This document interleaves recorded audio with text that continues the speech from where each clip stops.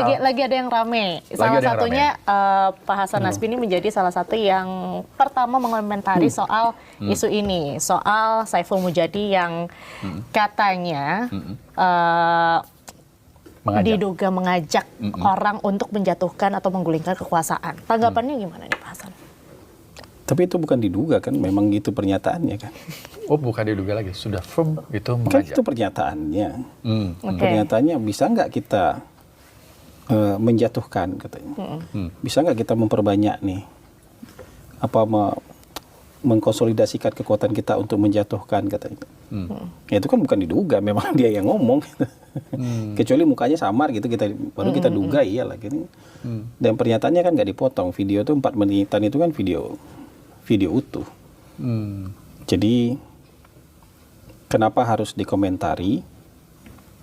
Karena buat saya itu bukan soal kemampuan. Apakah orang ini mampu menjatuhkan pemerintah atau tidak, bukan itu. Bukan juga soal pengaruh.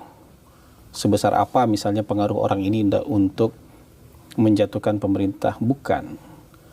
Tapi narasi buruk dan narasi jahat terhadap pemerintah itu harus dilawan. Karena kalau tidak nanti anak-anak muda, anak-anak kita yang masih sekolah, itu akan menganggap yang kayak gini biasa aja. Yang kumpul-kumpul pada saat itu tuh kan orang-orang yang mengaku sebagai pejuang demokrasi. Sebagai pejuang demokrasi, mereka nggak percaya sama mekanisme demokrasi itu sendiri. Pejuang demokrasi apaan? Kan demokrasi menyediakan season perebutan kekuasaan itu.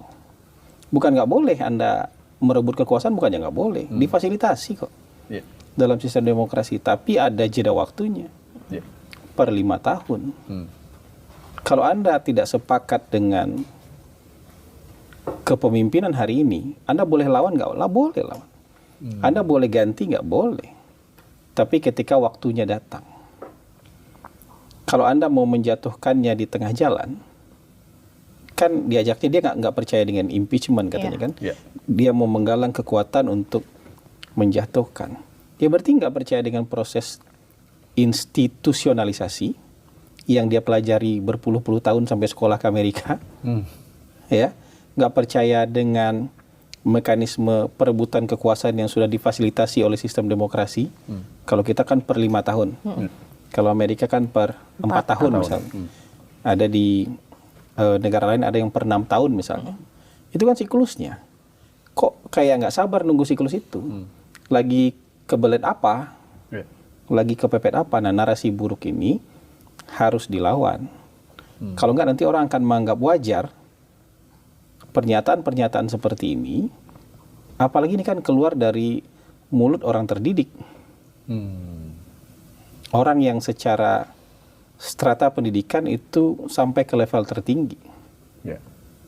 Rujukan akademiknya juga bisa jadi rujukan akademik, tapi berbicara seperti ini, ya buat saya harus ditanggapi lah. Kan kalau mau berkuasa nggak dilarang kok, boleh kok. Tapi nggak bisa pakai jalan pintas. Kalau Anda nggak mau nunggu proses pemilu berikutnya, berarti kan Anda mau melalui jalan pintas untuk berkuasa tanpa pemilu, nah gitu aja. Makanya buat saya ini harus ditanggapi gitu aja. Tapi banyak orang juga bilang tanggapi lebih dalam dong. Buat saya tanggapi lebih dalam apa? Pidatonya cuma 4 menit. Saya sudah tanggapi 7 menit, udah lebih-lebih itu saya tanggapi gitu. Dia kan sudah memberikan klarifikasi bahwa apa yang dia sampaikan adalah pernyataan politik. Dan itu menurut beliau dilindungi oleh undang-undang. Karena pernyataan politik itu satu level di atas, di bawah partisipasi politik, atau tindakan politik. Tindakan politik. Membela diri boleh lah, itu kan usaha untuk membela diri. Tapi pernyataannya sudah terang benderang kok. Kalau misalnya besoknya ada yang memakai pernyataan dia untuk turun ke jalan, udah banyak pasal yang melekat di dia tuh. Turun ke jalan kemudian terjadi udah chaos. Ada pasal menghasut sudah ada, pasal makar sudah ada. Alasannya apa sekarang? Yang dia nggak suka sama pemerintah itu di bagian mana? Ribut-ribut soal demokrasi itu kan standar yang masih diperdebatkan. Standar dia belum tentu jadi standar yang berlaku umum juga. Ya. Dia nggak menghargai apa pemerintah di hari ini sedang berjuang keras agar daya beli masyarakat tetap bisa terjaga. Orang itu, negara lain itu hari kedua perang sudah naikin BBM, udah lepas aja harganya. Ada yang 25.000, ada yang 30.000, ada yang 40.000. Bahkan Amerika juga nggak lepas dari itu ya. Nggak lepas dari itu. Pemerintah kita tuh setengah mati dengan double cover menahan semua pukulan itu. Itu kan bukan berarti nggak benjol-benjol juga pemerintah, nggak bonyok juga menahan pukulan-pukulan itu. Demi seluruh bangsa Indonesia tetap bisa berjalan normal kehidupannya, bisa beli BBM dengan harga terjangkau, termasuk orang-orang ini. Orang-orang ini tetap bisa beli BBM terjangkau hari ini karena pemerintah menahan pukulan global ini. Ini kan pukulan global, bukan pukulan buat Indonesia doang. Ini kan pukulan buat seluruh dunia. Seluruh dunia terpukul gara-gara ini. Dan pemerintah kita masih nahan. Mungkin satu-satunya pemerintah yang masih nahan. Nggak ngelepas itu. Termasuk BBM non-subsidi belum dilepas kan. Padahal harusnya kan dilepas saja. Tapi kan sampai sekarang pemerintah putuskan belum mau lepas itu. Masih ditahan. Dan itu bukannya nggak bleeding. Itu pasti bleeding pemerintah. Mikir nggak orang-orang ini? Di tengah kesulitan yang sedang dialami oleh satu dunia, pemerintah berusaha untuk menjaga supaya masyarakatnya tetap bisa hidup dengan baik. Ngomong-ngomong demokrasi ini, demokrasi itu, demokrasi sudah terancam, seolah-olah susah banget hidupnya dia. Pemerintah lagi berjuang supaya dia juga tetap masih bisa hidup nih. Keluarga-keluarga dia tetap masih bisa hidup nih. Keluarga besar dia masih bisa masak di rumah dengan LPG itu. LPG itu kan mungkin 70%, 80% impor. Harganya juga udah nggak kira-kira. Hari ini pemerintah masih usahakan barangnya ada, harganya tetap sama. Terus dia ngomong demokrasi. Dia mau makan demokrasi nih hari ini. Mau biarkan semua orang ngomong apa adanya tapi gas nggak ada, BBM nggak ada, bahan pangan nggak ada. Harga-harga sudah nggak terkendali lagi. Itu yang mereka mau ini. Itu yang mereka mau. Demokrasi itu bukan chaotic seperti yang ada dalam kepala mereka. Kalau menurut saya mereka hari itu berpikir demokrasi itu bebas sebebas-bebasnya, boleh ngomong apa aja, termasuk ngomong kayak gitu. Padahal di atas demokrasi itu harusnya ada namanya tertib sosial. Ini kan orang sekolahan nih, kalau dia nggak ngerti tertib sosial, nggak sekolah dia nih. Bohong tuh sekolahnya tuh. Tapi kan yang berkumpul di situ kan orang-orang atau akademisi itu. Ya. Iya kan tahu. Dengan menjalankan kan belum tentu sama. Ada orang yang tahu ini dosa, tahu dia itu dosa, tapi dia jalankan juga. Tahu dengan menjalankan itu dua hal yang berbeda. Makanya saya bilang sok paten nih orang.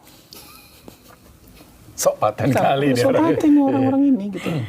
Negara lagi begini situasi dunia. Pemerintah lagi berdarah-darah nih. Menahan pukulan supaya masyarakat tidak terimpact terlalu keras. Mereka teriak-teriak demokrasi. Ini kita lagi ngebangun rumah nih rame-rame ini. Ada desain rumah, proposal desain rumah yang sudah disetujui. Menang. Lagi bangun kan, lagi ngaduk semen, lagi pasang besi, lagi segala macam. Ada orang yang proposalnya kemarin nggak disetujui, duduk di pinggir jalan nggak apa-apa. Nggak mau ikut ngebangun nggak apa-apa. Tapi kalau lu ngerocekin, ini salah, itu salah, ubah ini, ubah itu, proposal Anda kemarin udah tolak. Kalau mau maju, proposal Anda 5 tahun lagi gitu loh. Sekarang biarkan orang yang proposalnya terima, dia bangun dulu rumahnya kayak apa. Tapi minta ganti mandor, minta ganti ini, minta segala macam. Anda duduk aja baik-baik. Kalau Anda nggak mau duduk baik-baik, ikut bantu. Kebangun rumahnya, jangan ngomong ini. Itu coba dalam ke dunia nyata, orang lagi bangun rumah, semuanya sibuk, ada yang ngerecokin, kira-kira diapain tuh orang? Ini soal sederhana ini. Kira-kira ini orang diapain tuh? Maksud Bang Nasbi di sini adalah mereka-mereka ini yang tidak kebagian kue gitu. Bukan nggak kebagian kue kebagian nggak kian itu kan. Ini adalah orang-orang yang memang sudah kecewa sejak perhitungan KPU. Jadi, bukan kecewa hari ini, jadi kayak barisan sakit hati gitu, Pak. Sejak perhitungan KPU mereka sudah kecewa memang. Nggak apa-apa kecewa, wajar manusiawi kecewa. Tapi nanti coba pas tender berikutnya coba lagi. Kan kita ada tender tiap 5 tahunan ini.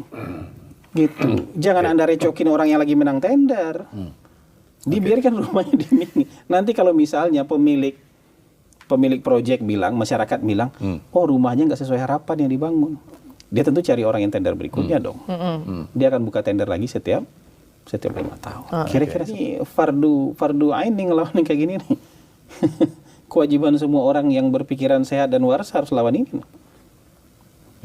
Kalau nggak membayangkan negara mau kayak apa, besok jatuh pemerintah terus BBM terbang 40.000, siapa yang tanggung jawab? Dia mau tanggung jawab. Orang yang berkumpul nggak nyampe 20 orang ini yang mau tanggung jawab. Pasti lepas tangan. Iya kan, saya cuma usul. Saya kan cuma ngomporin. Kalau kita keluar dari pelembagaan proses demokrasi, jadi hukum rimba lah, semau-maunya. Demokrasi itu bukan berarti semau-maunya. Bukan berarti sebebas-bebasnya. Harus ada tertib sosial, itu yang disebut tertib sosialnya. Ini tertib sesuai aturan kan? Pada tempatnya kan? Bikin masyarakat kacau apa enggak? Gitu. Demokrasi yang enggak ada pagar tertib sosial itu jadi anarki. Makanya filsuf-filsuf zaman dulu tuh gak suka demokrasi. Karena yang dipahami orang soal demokrasi cuma soal kebebasan. Tapi nggak paham bahwa kebebasan itu harus berada di bawah tertib sosial, ketertiban. Ini kalau kita bicara ketertiban, dia bilang membungkam. Kalau kita bicara ketertiban, dibilang itu otoritarian. Emang bangsa mana yang nggak tertib terus maju? Level demokrasi kita tuh sudah seperti apa sih, Bang? Saya nggak tertarik ngomong level demokrasi. Buat apa ngomong level demokrasi? Level demokrasi Israel di atas Indonesia loh. Cek aja ranking demokrasi Israel. Baik nggak negara itu? Level demokrasi Israel itu di atas Indonesia jauh. Mungkin 15 tingkat di atas Indonesia level demokrasinya. Gak menjamin jadi apa ya? Dan demokrasi versi barat, versi orang kulit putih ini pun sekarang sudah demokrasi yang busuk dan buruk kok. Semua kejahatan, semua kelakuan yang buruk-buruk yang sekarang terjadi di dunia ini dikerjakan oleh negara demokrasi. Iya. Semua kejahatan kemanusiaan yang dilakukan hari ini tuh sebagian besar pelakunya negara demokrasi, yang negara otoriter sekalipun nggak akan kepikiran untuk melakukan itu. Ya. Cuma negara demokrasi yang berani hostile take over presiden negara lain. Negara otoriter lain nggak pernah kayak gitu tuh. Kepikiran aja nggak? Kepikiran aja belum tentu tuh. Yeah. Cuma negara demokrasi yang berani rame-rame tuh nyerbu Irak, nyerbu Afghanistan, nyerbu di Somalia, di Tunisia, bikin kacau negara lain. Yang negara yang dicap totaliter nggak pernah melakukan itu. Jadi demokrasi yang dijadikan sanda itu demokrasi versi siapa? Versi orang-orang kulit putih itu. Saya menolak tegas dan menolak keras itu. Tapi kalau kita bicara sekarang ada kebebasan berpendapat nggak di Indonesia? Ada. Ada. TV ada yang diberedel-beredel nggak? Enggak. Media sosial ada censorship nggak?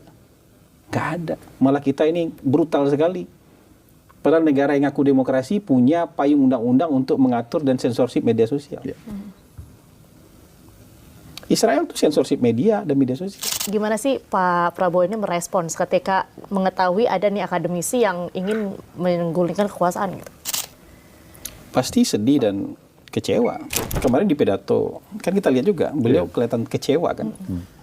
Ya walaupun beliau bilang ya boleh ini segala macam, tapi lewat jalur. Tapi itu kan, ya tampak kecewa kan, beliau lagi ngebangun nih.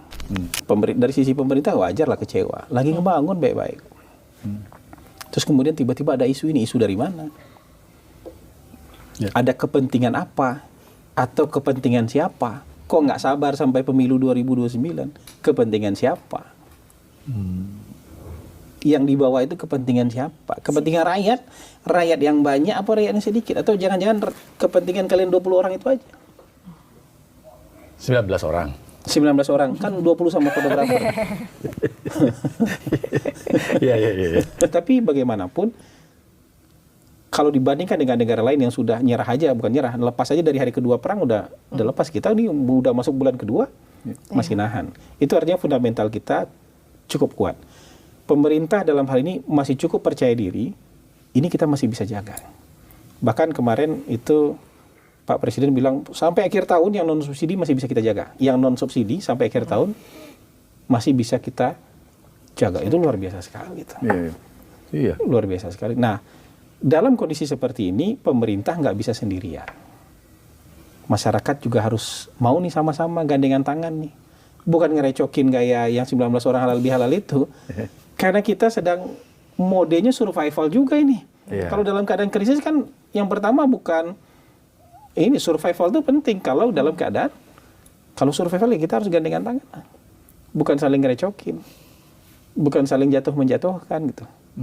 Bukan saling mengganggu, tapi saling membantu, saling menguatkan. Nah ini menurut saya, mungkin yang kemarin itu, mungkin puasanya gagal itu saya rasa. Jadi nggak kembali ke fitri mereka itu. Puasanya gagal jangan-jangan. Jadi nggak ada efeknya puasa 1 bulan itu gitu. Bukannya damai hatinya malah membara gitu, berkobar-kobar, terbakar gitu. Iya. Gagal menahan puasa. Iya, maksudnya latihan puasa itu kan latihan. Ini gagal nih latihannya kayaknya. Bisa jadi judul nih. Puasanya gagal. Puasanya gagal ternyata. Gagal nih puasanya. Terakhir dari saya Pak, apa pesan yang ingin Bapak sampaikan ke publik di tengah gejolak yang terjadi saat ini nih? Ya kalau Anak-anak muda lah ya. Anak-anak muda mungkin ya. ini kebanyakan pesan juga kita nggak, pesan itu kan sebenarnya sudah banyak, mau terima apa enggak. Jadi kalau bangsanya mau maju, dukung pemerintahnya, bukan jatuhkan pemerintahnya. Kalau kita mau maju, bikin harapan dan doa yang baik-baik soal negaranya. Jangan bikin harapan dan doa yang jelek-jelek soal negaranya. Kadang-kadang kata, statement di media sosial itu kan jadi doa juga. Ucapan adalah doa ya Pak. Ucapan itu kan jadi doa. Semakin banyak ucapan Anda yang negatif, doa Anda negatif, saudara bangsa. Bukan berarti kita nggak boleh kritik. Tapi kritik dengan memaki, dengan mendiskreditkan, dengan menjelekkan, dengan menghancurkan itu berbeda sekali. Rumah bocor, kita tuh fokus nambal bocornya. Yang ada sekarang itu, rumahnya bocor, rumahnya mau diratain sama tanah. Bangun baru. Padahal rumahnya Atapnya aja nih. Atapnya dibenerin atau diganti bagian bocor. Bukan rumahnya Anda ratakan dengan tanah. Yeah. Nah yang sekarang itu, ya itu yang saya bilang soal paten. Jadi, ini ada masalah, ini masalah, ratain rumahnya sama tanah gitu. Kayak bisa bangun aja gitu, rumahnya lagi. Tapi firm bahwa pemerintah terbuka untuk kritikan. Ya kan Pak Prabowo juga menyampaikan itu kan ya? Terbuka. Baik. Oke. Kurang dibully apa seluruh menteri? Kurang dibully apa seluruh? Berat sih memang ya. Jadi ini konsekuensi kita memilih jalur demokrasi. Ya. Negara lain nggak mau tahu dia matiin aja, disensor aja semuanya. Dan pakai medsos pemerintah. Jadi terpantau semua. Di Cina coba aja kritik, bahkan di Singapura coba aja kritik pemerintah. Iya. Di Rusia. Semoga Indonesia makin terang lah. Makin terang ya. Jadi nggak ada Indonesia Jangan gelap ikut itu. orang yang ngelihat Indonesia gelap. Kita kan mau terang. Orang yang bilang Indonesia gelap itu sama dengan mendoakan anak cucunya nanti hidup di Indonesia yang tambah gelap. Jangan. Kita mau anak cucu kita hidup di Indonesia yang tambah terang. Amin.